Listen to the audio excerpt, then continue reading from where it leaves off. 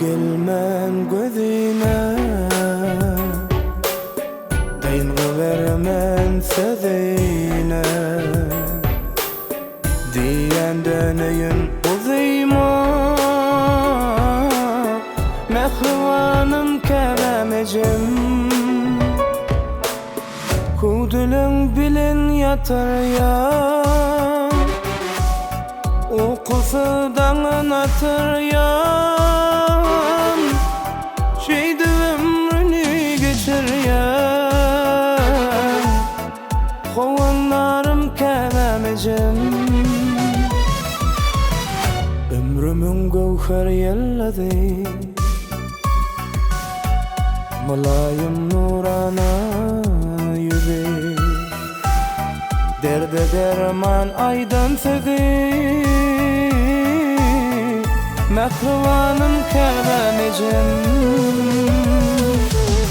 Kudülün bilin yatar ya O kısıldan anlatır ya Şeydi ömrünü geçir ya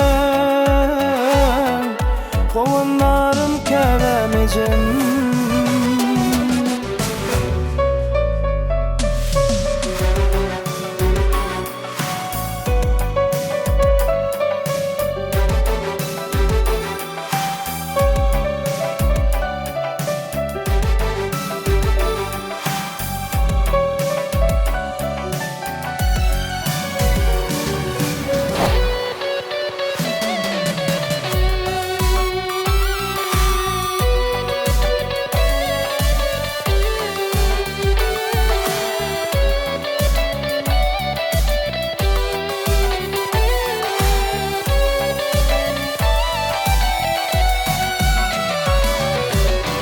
Olmaz dünyada tay sana Medet bersen akbal sana Bize kuvanıp yılgar sana Mehrivanım kememecim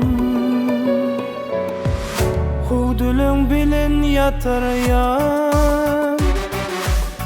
Okusudan anlatır ya Şeydi ömrünü geçir ya Kovanlarım kememecim